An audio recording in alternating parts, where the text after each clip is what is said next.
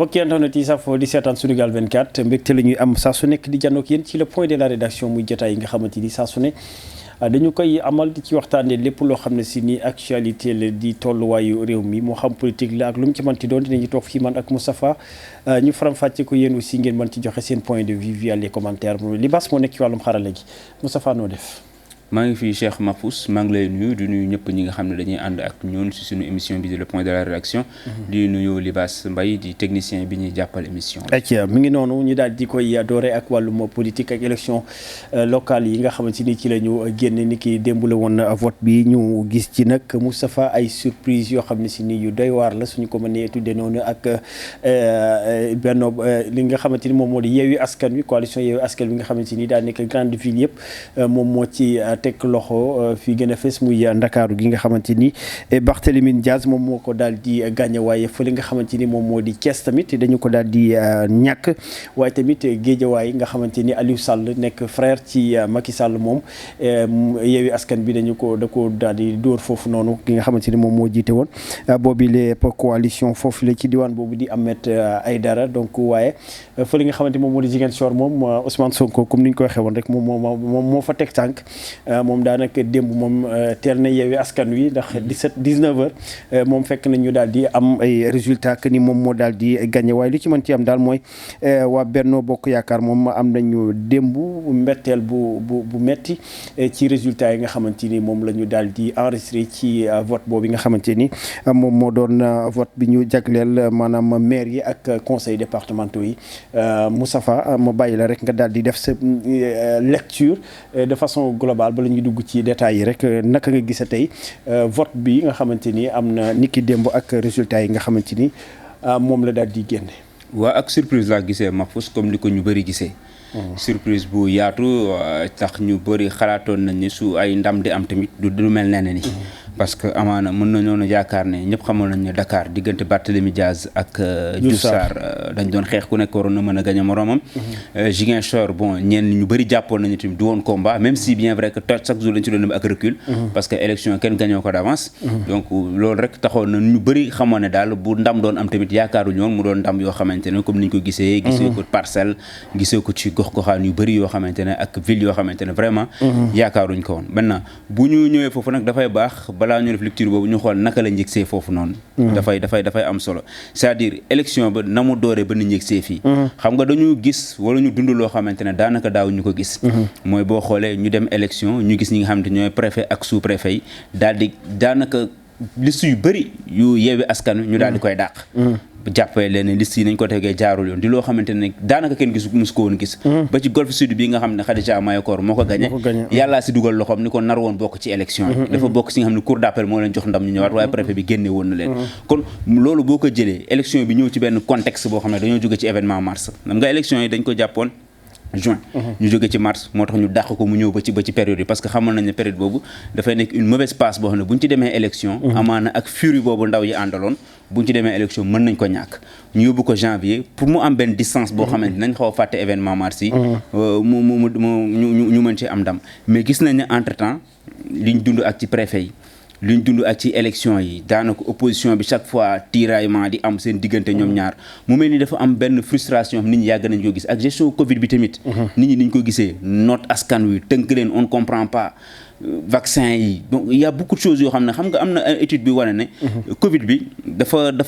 jur benn nervosité boo xamante ne ci askan yi dafa yokk rebelle yi dafa am yoo xam ne ñu bëri daf koo def parce que ñu bëri dañoo accuser seen ay njiit ba ci France sax am na ñoo xam ne ñu ngi accuser njiitu France yi yaakaar ni gérer Covid bi gestion bi ñu bëri dañoo jàpp ne seen i njiit ñoom ñoo téewul woon affaire bi nañ ko war a téewee parce que dañoo bàyyi ñu leen di manipuler wala di leen def yenn yi ce qui veut dire que dafa am benn ensemble d'ingrédients boo xamante ne dafa dajaloo moo waral tey ji ñu mën a yegg ci lii ñuy gis nii mooy nit ñi goxi ñi nga xam ne ñoo fi nekkoon ay maire ñoo jiite maanaam réccu leen maanaam weddi leen parce que dañuy jàpp ne ñi kat dañoo échoué ci li nga xam ne moom lañ leen dénkoon donc il faut que ñu joxe benn signal fort pour wan leen ne fi ñu toll nii kat ñun waxatuñ seen ay mbir mu am beneen mbir boo xam te opposition bi dañ ko doon véhiculer mooy question troisième mandat dafa tegu woon ñu ne donc buñ ko lijjantee fii dañuy anticiper question bële donc il sera hors de question parce que événement mars yi dañ see jógoo ñu ne Macky Sall dootu xalti troisième mandat parce que li mu gis ni xam na ne bu ko fi ñuy wàcc après ñu dem ba ci biir xam ne loolu doyul moo tax ñoom ñu ci biir boo waxee ñu ne lii bu ñu ko gañee dañuy anticiper pour 3e mandat Macky Sall du ko defati et ils ont compris ça moo tax ñu taxawaat ci ba am li ñu am tey ji. comme ni nga ko waxee ci sa njëlbéen wax surprise la résultat yi nga xamante ni gis nañ ko ci vote bi waaye tamit kon dafay mel ne gisuñu ko woon muy ñëw li xew démb. non gisuñu ko woon muy ñëw parce que bëgguñu leen woon gis ñu ñëw. waaw am na benn chroniqueur bu New York Times noonu la ko bindee woon. mu ne on n'a pas vu Trump venir parce qu'on ne voulait pas le voir venir. dañ koo tànqamlu maanaam lii dañ koo tànqamlu ñoom sax dañoo gëmm seen i bët dañ ko gis au lieu ñu xool ko mais dañ ko gëmm sëgg ko maanaam comme mais Abdoulaye Wade moo noonu sénégalais bu nekk am na njëkk c'est-à-dire ñoom dafa am benn logique bu ñu doon demee boo amee xaalis mën nga am lu nekk maleti boo amee xaalis mën nga am lu nekk mais dama la jox benn exemple bu ndaw premier jour campagne Abdoulaye Diouf Sarr génn ci 5 quotidiens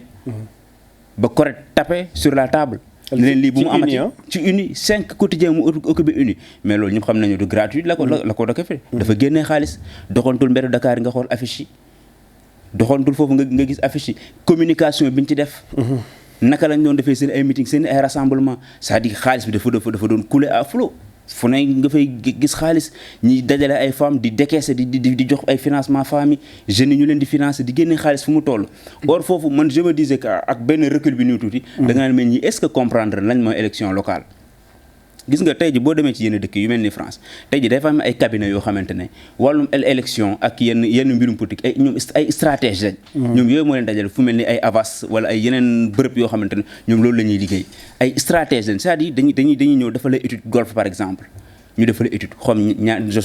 golf seen ndaw yi nu ñu toll tranche d'âge bi ñaata lañ golf lan la soxla lan la manqué ban discours la ndaw yi gën a soxla def ay sondage lancé ay ballon dajale yëpp nag ñëw toog nga dem sa campagne gagné mais fii da ngay def lan ne damay dem campagne nga dajale sa budget 5 milliards am naa Mahfouz sama xarit la ma ne ko Mahfouz kaay toog Mahfouz mën na bind journaliste la xarañ la ma ne ko max lan la mu ne ma waa acca ñëwul Moustapha xam naa kenn bërëb woole ne leen su ma defee tey conférence de presse wala du may campagne ñëw leen ngeen topp sama ginnaaw woo sama ay booy yëpp leen ci ay moto wër leen ngeen taf samay affaire c'est pas ça simple noonu léegi loolu ñu doon def nag opposition bi comprendre ne affaire gox localité élection proximité la tey jii bu ñu dellu si waatee jël exemple golf Khadija Mahécor Diouf ñoom Ahmed Aïdara proximité yi ñu doon def da nga daan wàcc di ñibbi dajeek ñoom boor yi ginnaaw dalal jàmm ñu yor seen oto di wër ci biir kër yi di dox mais ñoom Lat Diop est-ce que gis nga la ñu def proximité boobu gisoo ko ay mobile yu mag lañ doon def basé lépp ci mobilisation or en politique dara gënul doon lu trompe lu dul wàllu mobilisation ñëpp xam nañu moo gën a nduru naxaate je pense que dañoo juum ci stratégie bi ñu doon def loolu bokk na ci li leen daane deuxièmement façon bi ñu doon politique yaakaar na politique xaalis rek moo koy indi moo waral nag askan wi bi ñuy voté vote sanction lañ def parce que soo jëlee fu mel ni Parcelles Assainies am na ñoo xam ne parcelle lañ dëkk boo leen nee seen maire xamuñu kan mooy seen maire te pourtant Yewwi la bokk c'est-à-dire dañ doon ñëw di voter sanctionné gis nga comme dañ ñëw ne la Moussa Sy boobu Moussa Sy lañ doyaloon lañ imposé te loolu problème choix bi dafa posé waatoon naka ngay ñëwee fu mel ni parcelle nga gis coow li mu indi yëpp ay mouvement judd fii rien que ne Moussa Sy du doon suñu maire Macky Sall ñëw imposé leen ko mu ñëw imposé leen Moussa Sy ñoo xam ne dañoo taxaw ne kii bëgguñ ko doyal nañ goxe nañ ko yow nga ñëw hors élection locale kay da nga war a bàyyi ñoom ñuy tànn ñu ne la ñun kat kii lañ la proposé mais nga imposé leen nit ñoom tamit ñu am fulla boo xam ne rejeté nañ ko donc loolu moom am na ci responsabilité parce que moom moo imposé ñenn ñi waa goxama moom moo leen ko imposé askan wi dàq ko beneen bi ñoom yi ñu imposé am nañ ci wàll part de responsabilité demal fu mel ni Derklé demal fële Zahra Iyane Thiam fa mu doon xëccoo liberté ñoo ñëpp nga gis ñoo xamante ni pourtant génnee nañ xaalis génnee nañ moyen mais qu'est-ce qui n'a pas marché machine bi ñu yoroon la proposition yi ñu doon def fekk askan wi daal dina leen doyal nañ sëkk jamono ji choix yi Macky Sall yi def tamit dafa poser problème parce que am na choix yoo xam ne def na ko feneen fu mel ni Plateau Aliou Ndoye moo fa gagné ba tey donc bëri na yeneen gox yoo xam ne boo fa demee ñoom ñoo gagnéwaat donc mais da ngay comprendre ne de façon générale am na choix yu mu imposé yoo xam ne baaxul am beneen mbir moo xam ne tamit askan wi ñoo jël seen ay responsabilité la envoyé ko benn message boo xamante ne message buñ ko meree la parce que gis na ne ni mu yore dëkk bi ñu bëri d'accorduñ ci waaye tamit leneen loo xam ne si nii Moustapha war nañ ci mën a taxaw jàngat muy xaalis bi nga xamante ni yaa ngi ko doon tudd ci wàllum élection bi mu mel que ni léegi nit ñi askan bi yeewu nañ ci maanaam politique bi nga xamante ni moom lañ mës a xam politique boo xam ne si nii xaalis la ñëw maanaam jënd comme ni nga ko waxee woon Sénégal Abdoulaye Wade ni nga ko waxoon Sénégal bu nekk am na njëg mu mel que ni léegi loolu daf fi dañ ba jeex nit ñi gis nañ ni nguur moo yore xaalis bi mais gis nañ résultat yi que ni ñoom ñoo perte élection yi mu mel que ni léegi nit ñi boo yore sa xaalis ñëw bu leen ko joxee dañuy lekk bu ñu duggee ci élection bu ñu demee ci bureau de vote bi voteel ku leen neex. mais lu romb loolu sax boo leen joxee xaalis ñu jël boo leen joxee t-shirt ñu sol. waaw loolu la boo wootee meeting ñu ñëw teew. bu ñu duggee ci isoloir bi. bu ñu duggee ci isoloir bi après nga génne taxaw naan nekkate ñi ay traître lañ loolu ngay wax après. nga anam mbooloo mi nekkoon sama ginnaaw naa man lépp mokk na wala lépp baax na fekk ne dara baaxul. c'est parce que dañoo am benn peuple boo xam ne dañoo nekk ci benn maturité boo xam ne pour man suñu peuple dafa rawee politiciens yi lu bëri te ñoom rendre guñ ci compte de askanu Sénégal sa population bi dañuy yeewu te politiciens yi yeewooguñu rendre guñ population merci loolu mooy problème bi dafa am benn décalage boo am fi ñu toon actuellement diggante peuple ak population bi politiciens yi day ñëw taxaw maanaam peuple bi ak politiciens yi merci da ngay ñëw taxaw di wax ñu wax ba sa yàpp saf ñeex ñu tàccu la gis nga ñi ngay jël ñi yor sa garde rek jegale rek bu ñu toogee di waxtaan di naan kafe nga ñaan waa ji bàyyi ko foofu day font rek boo leen jóg lu booy sumar jëlal li suñu morning la ñu ñëpp jëlal suñu morning la ñooñu sax boo ma ñoom duñ la voter boo waxee ñu ne suñu morning la jëlal pourquoi parce que dañoo am benn idée bu leen animé ñu ñëw mooy lan kii li mu yor suñu xaalis la ñu ñëpp bu ma si jëlul sama morom da koy jël mbaa mu jox ko ay mbokkam donc damay dem jëli ji bu waxtu yu jotee ma sanctionné ko wan na ko li nga doon def d'accord ma ci léegi loolu nag ñoom liñ ci war a mën a jàngee wala liñ ci war a mën a xam mooy tey ji du xaalis mooy gagné élection xaalis kese gagnéwul élection ndombal tànk du mooy gagné élection bu xaalis doon gagné élection Khadija Mayakor du gagné Lat Diop bi nga xam ne mooy DG Wala bu xaalis doon gagné élection Ahmed Aïdara du gagné Macky Sall du gagné Aliou Sall autant pour moi bu xaalis doon gagné élection Barthélémy Dias du gagné Abdoulaye Diouf Sarr donc loolu pour man mooy jàngat bi njëkk bi nga xam ne képp ki homme politique moom nga war a jël mu am beneen mbir boo xam ne tamit doxalin bi da nga ko ciy gisee boo demee fële ci Yëmbal diggante Bara Gaye ak Amadou Hott am na ñu dëkk Njëngul ñu ne ma dugg na ci ay ruq yoo xamante ne xamuñu woon sax ne Amadou Hott mu ngi biir Yëmbal lay yeewoo wala fa la dëkk bokk xamuñu ko sax parce que pour ñoom dañu jàpp ne kii nit la koo xamante ne daf jékki-jékki parachuté ko mu ñëw taxaw seen kaw parce que du ci doxalin bi du ci nekkin bi du ci lenn loo xam ne dafay wane ne kii c'est un banlieusard jegewul askanam non jegewul askan bi ba ci démarche bi ba ci kii bi lépp du sax loo xam ne daf koy revendiquer xam nga day gis ñoo xam ne dañuy toog ñu naan man booy banlieue la di revendiquer seen pikinité mais boo jëlee Amadou Hott ak digganteem ak waa Yëmbal dafay mel dafa am benn décalage bu am Hott da nga koy jàppee il est plus comme koo xamante ne bon bu na la woon Yëmbal laay xëccoo ji man par exemple da ngay jàpp ne benn waa booy waa town la wala koo xamante ne bien vrai que bon il fut un fonctionnaire boo xamante ne international la nekkoon def na un peu partout mais réflexe bu mu waroon lancer askan wi pour wan leen ne man fii laa bokk xam nga loolu nit ki leader bi askanam di ci identifié wu daf koy neex nga jege ko daf koy neex mais mu bàyyi ba campagne bi jugu si ñu gis ko mii dem di seeti ci ay communauté dem ba ñu introniser que nu mu tudd sax Serigne Yëmbal xam nga yooyu ay théâtre la yoo xamante ne après boo gisee mu toog lii ñu takkal ko ay yi nii da nga toog nga reetaan nga ne mais ñii est-ce que comprendre nañ véritablement lan mooy élection locale or dafa am élection ci biir tamit Yewwi Askan Wi ñoo xamante ne pour man seen i parcours ak seen démarche ñu bëri dañ cee war a jàngat xam ne àddina ñaar la mooy vision ak persévérance gis nga Mahfouz vision dafa am solo si mooy xam fa nga jëm dama la jox exemple Ahmed Aïdara ak Barthélémy Diaz Barthélémy Diaz ba mu naan mooy nekk maire de Dakar loolu kañ la woon yàgg na ay années yu yàgg boobu sowaa mi ngi fi mu ne fi mu teg bëtam mooy maire bu Dakar Ahmed Aïdara depuis quand la doon wax naan maire Dakar maire ba ñëpp di ko tooñ naan kan maire géej waay naan maire géej ñenn ñi di reetaan mu gëm ko di dem et puis di liggéey di foncer di dem nekk ak Bougane am coalition mun na fa ñu ko coalition dem Yewwi parce que xam na ne foofu la jëm foofu la yoon bi nekk kon gis nga boo amee vision boo amee persévérance da ngay am vision xam fi nga jëm te loolu pour man nga gëm ko aussi nga gëm ko pour man loolu ay jàngat loo xam ne ku nekk da nga koo waram nga jël tamit exemple Serigne Mboup moo tax ma ne élection yi am na ay profil yoo xamante dañ leen war a génnee jàngat leen ci wet gi à côté au delà de formation politique bi ñu ànd parce que il faut le dire nag Yewwi a été un vent qui a tout balayé sur son passage loolu tamit il faut que ñu wax ko Yewwi dafa nekk benn ngelaw loo xamante ne yow tey ji am na nu ñu doon solalee jox la couleur vert ak magenta bi nga dugg dañ lay votel mooy li daal parcelle rek mooy li daal parcelle merci fi nañu bëri xamuñu ba léegi xamuñu seen maire bi xamuñu ko mais c'était personne xamuñu ko duñ ko xam c'était un peu comme 2009 c'était un peu comme 2009 rek ñoom Idrissa ñoom Khalifa ñoom Malick Gakou bu ñu mësaan dem caravane ñu bëri ma taxaw rek lañ daan wax taxaw Sénégal ba taxaw daal di gis mu doon benn vent bu am doole ba bu ñu la investir après si la ñu bëri nekkee woon maire profité nekk ci maire bi tamit Yewwi noonu la demee ñu bëri noonu la ñu amee chance ñu bokk ci mouvance boobu daal di dem maa ngi gis benn post ci suba Facebook am kuy bind na Sonko def na booy yëpp maire waaw il faut le dire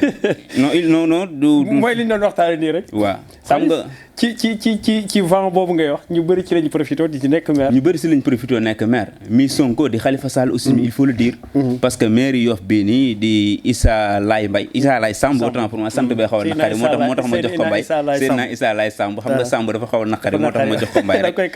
waaw changé ko quoi jox ko Mbaye bu ko Mbaye bay dàq Samb bi mais kooku liit naaw Khalifa Sall la mës a doon muy tàng muy naaj muy jafe mu ngoy rek jàpp toujours ci parti bi moo tax bi ñu ñëwee foofu noonu ba ñuy investir ñu waa taxaw proposé ko ñu dem ñu gis ak ni mu taxawoon ñu daal di koy fal te kan la gagné Abdoulaye Diouf Sarr la gagné donc loolu moo tax tey jii parfois leader bi daf ciy am solo fi mu bokk daf ciy am solo mais ki nga investir tamit dafay am solo fi nga koy investir gis nga am na ñoo xam ne nag dañoo am chance nekk ci endroit bu baax ci jamono bu baax bi xam nga lu tax boo fekkee ab guy goo xamante ne daanaka weng na ba def nii il suffit d'un doigt nga ne ko nii rek guy gi jaaxaan am na ñoo xam ne loolu lañ chance boobu la ñu am dañu ñëw ci benn jamono joo xam ne dañoo tombel nguur gi di yànq ba def ñu ñëw daan ko c'est un peu comme Abdoulaye Wade ak Macky Sall en 2012 parce que en 2012 il fallait démettre Abdoulaye Wade dañoo doyaloon ci Abdoulaye Wade donc sénégalais dañu folli la mën boobu dañ doon folli léegi bu ñu folli opposition bi toog ne dañoo folli rek gestu ne ki gën a jege xëcc ko teg ko na ko kaay wutu ko noonu la demee woon donc mais ba nekk ci kii boobu mais ñu bëri tamit logique boobu lañ demee parce que da gis nit toog mu ne la man en tout cas na fi jóge xaw ma keneen mais na fi jóge ñu bëri noonu lañ doon demee man en tout cas ki fi nekk nii moom dañuy abal en tout cas nañ fi indi keneen yàgg na fi def fi dara wala def nañu lii def nañu dañu soxla changement na dem donc idée boobu neen dama koy dàq moo waral ñu bëri tamit effectivement ñu profité ci vent boobu nekk maire waaye tamit leneen lu ñu gis muy engouement bi nga xamante ni nit ñi am nañ ko ci internet bi réseaux sociaux yi mu joué ci benn rôle bu am solo tamit internet bi parce que daanaka avant pendant ak après élection yëpp gis nañ ni nit ñi daanaka ci réseaux sociaux yi bëri woon na yëngutu trop loolu tamit maanaam benn fay la boo xam ne si ni mën nañ ko jàpp ci élection yi mooy benn particularité mais xam nga njëriñu réseaux sociaux yi ba léegi suñu leader sax xamaguñ ko ba léegi man am na nag ñenn ñu ko xam mais am na ñoo xam ne ba léegi xamuñ ko bu ma gisee bi élection bi desee ay une semaine xaw ma 3 semaines ma gis ab Doudou Wade sponsorisé page am di ko jàllale Pape Diop sponsorisé page am di ko jàllale keneen ak keneen sponsorisé page am dama doon reetaan bi ni ma ko suggéré mu doon ma ne ndeysaan ils ont compris tardivement la ñu comprendre jamono joo boobu nga xamante ni Ousmane Sonko am na jot na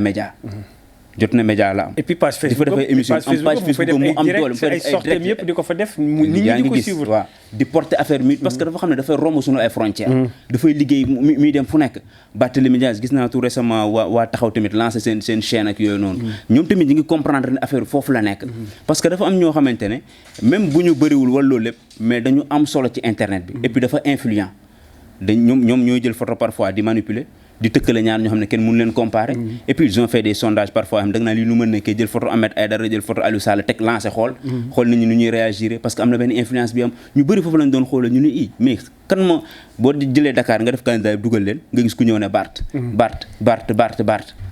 après mais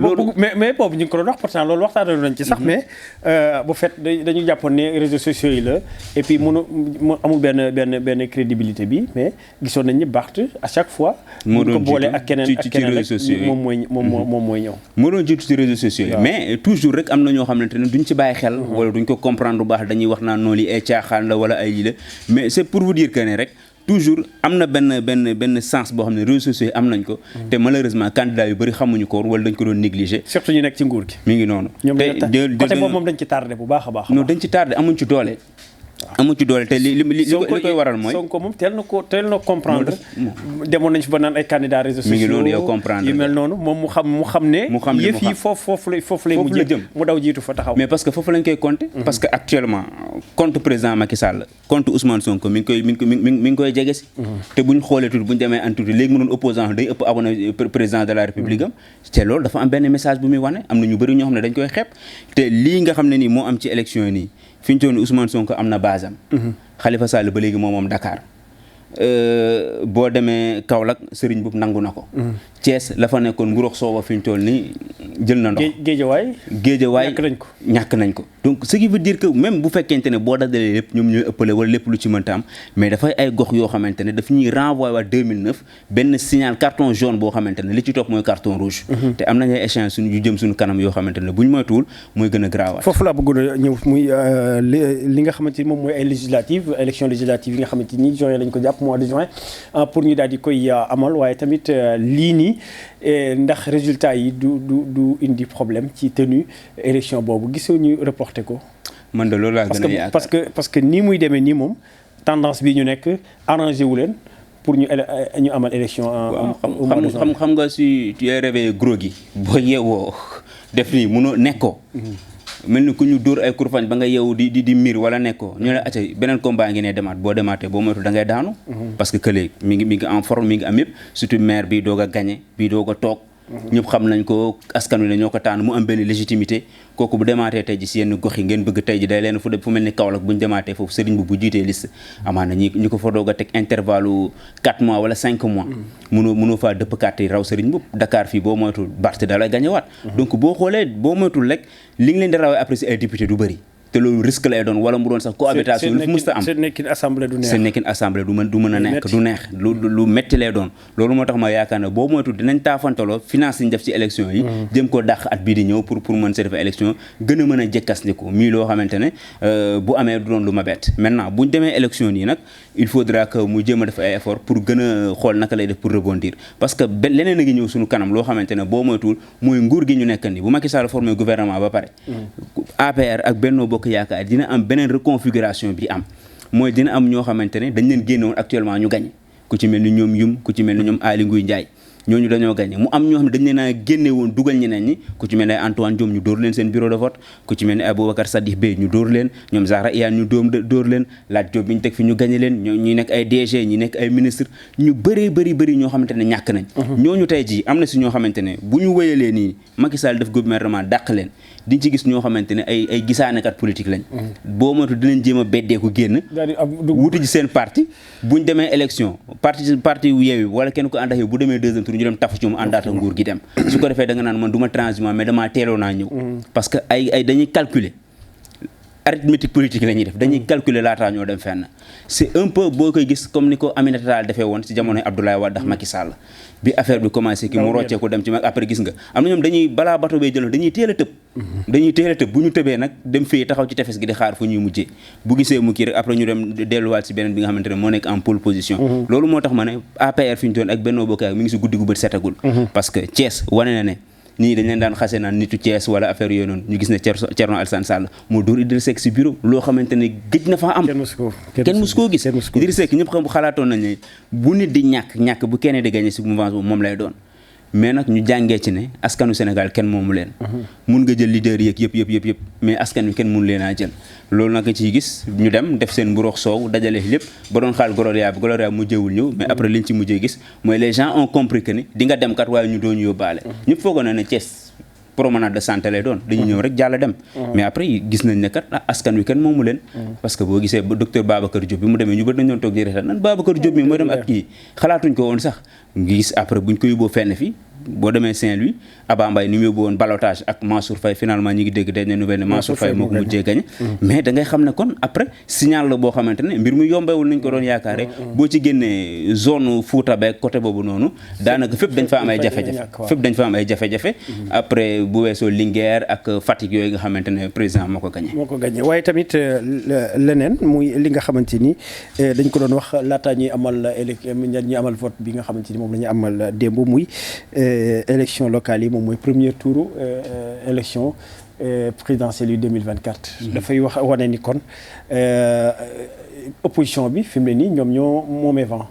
non ñoom ñoo moomee vent ndax bu xoolee grande ville yëpp yi nga xamante ni bu doon élection présidentielle danaan ku ko gagné moom gagné nga jël nga réew mi muy Dakar muy banlieue Dakar et sa banlieue muy Thiès ak Kaolack Ziguinchor yooyu da ngay xam ne ku ko gagné ci Sénégal mooy gagné nga réew mi donc bu doon élection présidentielle tey Macky Sall ñàkk ce qui est sûr day dem deuxième tour kay bu doon élection présidentielle premier tour waaw xam nga loolu mooy wane ne fi ñu toll ñoom ñoo appauvant te lii tax ma ne dafa lijjanti benn problème mooy daf ñu anticiper benn question mooy question 3e mandat. man dama ko wax démb ma ne fi ñu toll nii bu laajee 3e mandat bu kenn génne toj brique bu kenn xeex sénégalais dañoo mat nañ ko bàyyi mu dem bu xëyoon conseil constitutionnel ne ko président Macky am nga droit dem 3e mandat bu kenn génne sax taal benn pëna wër na yàlla bu kenn def dara nañ ko bàyyi mu dem ba nekk bés ba parce que xam naa ne askanu Sénégal am nañ mat goo xamante ne mooy Abdoulaye Wade daa koy tan il ne se retrouvera pas avec 25%. ma wax la loolu parce que li am ni démb dafa joxe signal bi nit ñi kenn moomu leen léegi moo tax di yàkkamtu ko nii di sànni ay xeer génn leen def nii def leen na le man je me dis que ñàkk xam askanu Sénégal rek parce que chaque élection bu ñëw rek ñu wane ne benn peuple bu mat lañu benn peuple bu am fula lañ benn peuple bu am fayda lañ kenn mun leen a dribbler kenn mun leen rouler dans la farine kenn mun leen rouler dans la farine waaye tamit Moustapha est-ce que ñi nga xamante ni fal nañ leen ñuy ay maire opposant seen liggéey dina yomb bu ñu gisee que ni nguur gi lañu war a mën a liggéeyal parce que Barthélémy Dias déggoon nañ ko kaddu yu mu doon yëkkati mais finalement sax rectifié wu na ne bu fekkente ni tey soxla na président de la République en tant que maire de Dakar gis dàqul dem palais pour mën a toog ak moom waxtaan ci li nga xamante ne ay projet la jëm ci Ndakaaru mais tey comme ni mu demee nii ni carte gi demee nii est-ce que Macky Sall wala nguur gi dina leen yombal seen liggéey ñoom. mais loolu mooy yoon Mahfouz dañ leen war a bàyyi ñu liggéey parce que ñoom lañ fal. mais fii rek ngay gis parfois bi ñu doon def ci campagne bi ñu ne bu ngeen falee Barthélémy Dias du liggéey. parce que nguur gi dañ koy tere liggéey mais au nom de quoi nguur gi war koo tere mu liggéey te Dakar waaye def confiance yi moom tabb ko ngeen ne ko duñ la may lii fonds de dotation doo si jot wala doo def nii doo loo bëgg a def duñ la ko defal parce que àndoo ak ñun mais loolu pour lan loolu pour man dañ ko fee war a jëlee loolu ñëpp nag ñoo ko war a xeex ba mu jóge fi parce que du yoon ki nekk ci nguur gi ne te loolu ñu ngi ko gën a fës ak Macky mi ngi gën a fës ak président Macky Sall Khalifa Sall wax na ko Wade li mu ko doon may mu def ko Macky Sall mayu ko xaaj bi dafa ñëw kii seere vis yëpp na ko saa waaye doo fi liggéey dara tenk ko lu mu yëkkati mënu ko tegal lu mu yëkkati mënu ko tegal di xeex ak moom ci espace yoo xam ne moo ko war a defar indi fi ministre du cadre de vie et renouveau urbain mi xeex ak moom ci yenn place de la nation wax fu ne mu fay dajeek moom rien que pour wàññi doole bi nga xamante ne am na ko mais loolu nag bu ñu fa tolloo pour man c'est catastrophique parce que loolu lu war a mën a ñàkkal ci démocratie ñooñu ñu fal askan wi ñoo leen def confiance fal leen kon da nga leen war a bàyyi lépp ñu def ko et je pense que nag dinañ am grandeur boobu ñu bàyyi ñi nga xamante ne askan wi ñoo leen lépp lu ñu warloo ak ñoom ñu def ko ak ñoom sinon lépp lu mu ci deful rek nit ñi tamit dofuñu dinañ xam ne lii dañoo nekk ci esprit di leen xeex parce que nit ñi tamit ñi ngi observé bu baax waaye tamit ñi nga xamante ni ñoom la ñuy fal di ay maire yu bees bokk ci Yewwi Askan Wi wax nañ ba ñu jox leen ba ñu fal leen nañu bañ a tas yaakaar voilà man bu baax am beneen maanaam wane ne changement am na li fi nekkoon nekk maanaam changer doxalin surtout li nga xam ne doon woote ñu wuyoo ko surtout changer doxalin ak benn xam nga dafa am loo xamante ne Wade la ñu toppee ñëw ci Macky ba léegi ñu koy gis mi benn arrogance boo xam leader dañ koy dundee Mahfouz mënoo comprendre benn fonctionnaire boo xam ne da ngeen nekkoon si koñ bi di liggéey président Macky Sall falu mu nekkoon benn journaliste wala mu nekkoon fenn président Macky Sall falu ñu def ko ministre wala ñu tabb ko benn poste espace de 6 mois waa ji këram dëkkatu fa génne na gox ba dem élection jot mu dellu si waat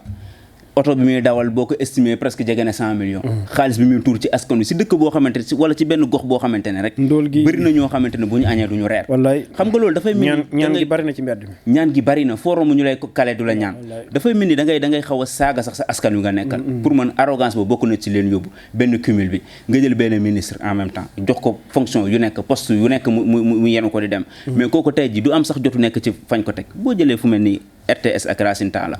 waa waxi naan nin daat kan lañ gëj a teg bët Racine Talla te du moom donc bëri na ay maire yoo xamante ne kenn doon leen teg bët golf Gorée Augustin Senghor ñi ngi naan remplir na mais Augustin Senghor ñaata fan la ko Gorée di teg bët ak kañ la taal Gorée donc bëri na daal ay mbir yoo xamante ne pour man ñoom ñi ñu tegoon war nañ ko mën a war ñi nekk ñi fi nekk ni war nañ mën a jàngee ci ñi fi nekkoon c'est-à-dire seen comportement seen doxalin bëri na ñoo xam ne seen comportement dañ ko doon xoolaat parce que niñ nekkee niñ doon wutee ak ni ñu toogee du benn ñoom nañu fexe ba chaise maire bi ñu leen teg mu bañ a fëkk seen bopp parce que am na ñoo xam ne nguur day tourner seen bopp niñ doon rombee naan bu di la nuyu bay jàmma sante taxaw si bopp koñ bi di waxtaan ak yow bu ñu nekkee maire tamit waxuñu leen fu ñu romb taxaw jàmma sante ak yow mais bu ñu romb pour ko fii bopp waaw nañu jege seen askan parce que maire loolu lañ koy doyee mais bëri na ñoo si tabb li ñu njëkk a def mooy lijjanti benn appartement ci biir Dakar dem di fa yeewoo ji parce que boo waxee ñu ne c'est pour ma sécurité loolu lañ lay wax dañ naan sama sécurité moo tax duñ fa dëkk loolu nag buñ ko fi defee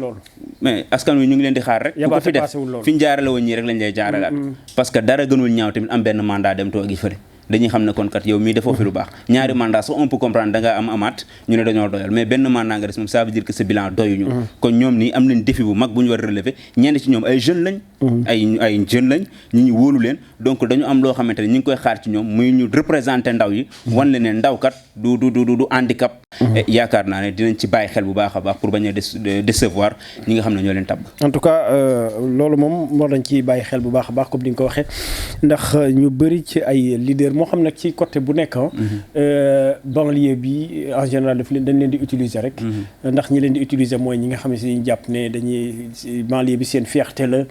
di woote comme pikinité bi nga doon wax Guédiawaye 100% alors que gëmuñu ko duñ fa fanaan ndox yaa ngi dégg ñoom heure bu ñu soxlaa ci ay wala ay bu ñu soxlaa loo xam ne si ni li ñuy xëccoo la rek la ñuy dem tey réclamer li nga xamante ni mooy seen appartenance ci banlieue bi loolu aussi je pense que war nañ ko mën a bàyyi et puis ñi nga xamante ni aussi ñun ay banlieusards lañ war nañ ci mën a bàyyi xel ñi nga xamante ni dañuy nax ak ñi nga xamante ni ñoo bokk ci ñoom parce que banlieusard la mais duma fa fanaan am naa sama kër feneen muy ci politique bi muy ci gis nga moom côté làmb bi sax da nga koy gis da nga gis ñoo xam ne si ni tey seen base fa ñuy wax ne foofu la ñu bokk duñ fa fanaan ñu nga am feneen kër mais bu ñu amee combat daal di ñëw foofu noonu ne fii mooy suñu bëgg ñu jàppale leen loolu aussi nañ ci bàyyi xel ñi nga xamante ni ñoom ñooy askan bi Moustapha fi ñu koy tëjee rek mooy ci fan yi néew dinañu am gouvernement bu bees muy gouvernement boo xam ne Sall Macky Sall dina ko daal di teg ñu ciy séentu tamit ay surprise ndax résultats yi dafa am ay surprise donc mën nañ gis ay surprise yu grave ci gouvernement bu bees bi mën na ci am parce que am na ñoo xam ne dañ doon wax xam nga parfois dañ doon wax parce que résultats yi moom mooy définir moo waroon définir ça a été toujours comme ça parce que boo ci gis dafay am ay promotion am ay sanction waaw bu ñu jógee ci après élection gouvernement bi ngay teg promotion ak sanction la am na ñoom dañuy am promotion parce que dañoo gagné foo xamante ne yaakaarewuñu koon wala ñu sauver les meubles côté ba ñu nekkoon am ñoom dañ leen di sanctionné parce que dañ leen naa jox ndigal ñu xëtt ko te yaakaar naa ne sanction bi gën a di si Ziguinchor lay jógee parce que posture Doudou Ka kenn mënu ko woon a comprendre